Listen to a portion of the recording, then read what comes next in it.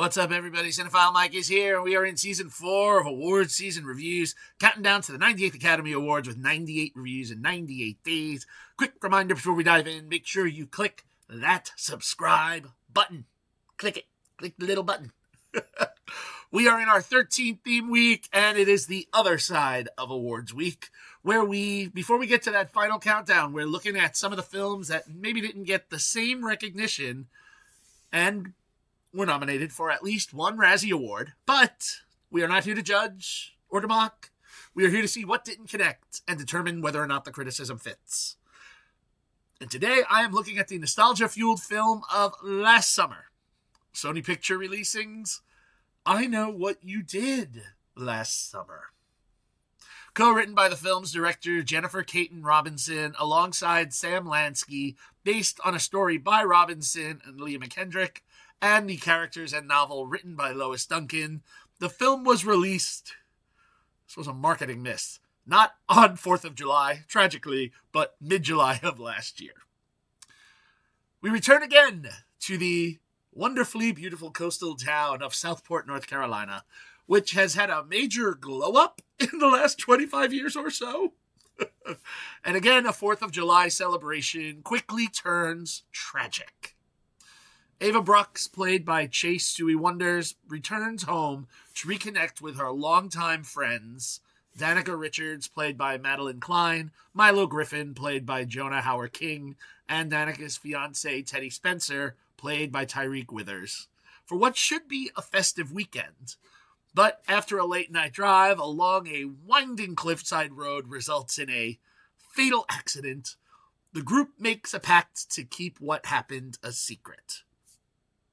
And with Teddy's politically connected father, Grant, played by Billy Campbell, stepping in to manage the fallout, the incident is quietly buried.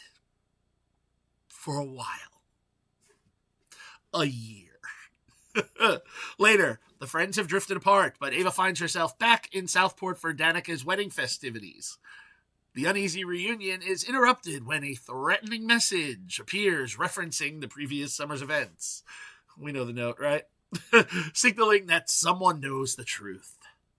As the warning escalates into violence, the town's dark history resurfaces, including the infamous 1997 fisherman killings that left a lasting scar on the community.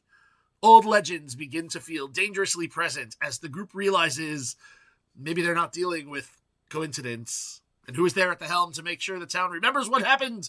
Why, it's Ray, played again by franchise staple Freddie Prinze Jr. As paranoia spreads and the body count rises, the surviving friends scramble to determine who is targeting them and why. Familiar faces from Southport's past re-enter the picture, including Julie James, played by Jennifer Love Hewitt, and long-buried secrets threaten to unravel everything that this town has worked so hard to conceal from decades earlier. And what begins about a story as guilt and denial evolves into something much larger, suggesting that the sins of Southport, not just those of yesteryears, but yesterdays, may not just be confined to one group or one generation. Let's be honest. This film is a nostalgia fest, and I am here for it. The film knows exactly what it is and leans confidently into the legacy of the franchise. Madelyn Cline and Chase Suey Wonders anchor this new generation, effectively delivering modern Scream Queen energy while still being able to find ways to ground their performances with some emotional stakes. There's enough angst and fractured friendship, tension to make you care about what happens to them. In one of the supporting roles, Austin Nichols is very particularly effective as the town's pastor, bringing an unsettling cult leader charisma that keeps you guessing. And while the returning performances and appearances by Jennifer Love Hewitt and Freddie Prinze Jr. they're undeniably fun for longtime fans, their roles feel a little more celebratory cameo than really deeply integrated parts of the central narrative. Like when you compare to how the legacy characters were worked into like Scream, the fifth one, 2022's, there was a missed opportunity there. The kills are largely satisfying and deliver the kind of slasher spectacle the audience expects, at the hands of the fishermen. still a very, iconic, menacing antagonist. That said, there were a few creative choices surrounding some of the methods or the tools that pushed the character outside what we loved about him or her in the first round. So, look, it is what it is. The script tries to strike this careful balance between honoring the past and attempting to carve out something new.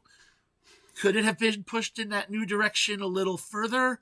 Absolutely. But there's enough forward momentum and self-awareness here to make the ride entertaining that I was engaged to go and give it a second viewing in theaters.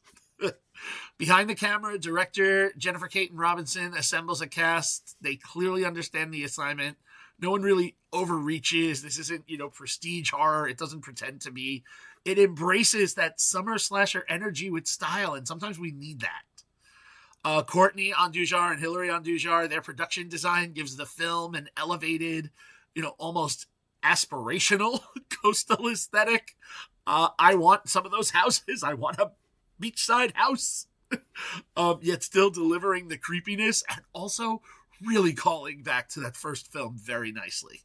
Shonda Dancy's score also nods effectively to that ominous tones that we knew from the first one and still manages to give, their music in this a little bit of its own identity. And without spoiling, and if anyone didn't see or anyone knows, the post-credit tease suggests that there could be an interesting path forward in the franchise, which I would definitely be game for. Anyone looking for horror that's really reinventing the genre here is definitely going to walk away disappointed. For those that, crave and really appreciate the legacy slasher comfort with a little bit of modern sheen, look, you'll be entertained, if nothing else. Let's talk box office and awards. At the end of the theatrical run, the franchise continuation made $32,165,634 domestically, $32,642,486 internationally, giving it a worldwide take of $64,808,120. Critically, the film better with the audience, not rotten, not a kicked over bucket. It has a 36% tomato meter based on 213 critical reviews.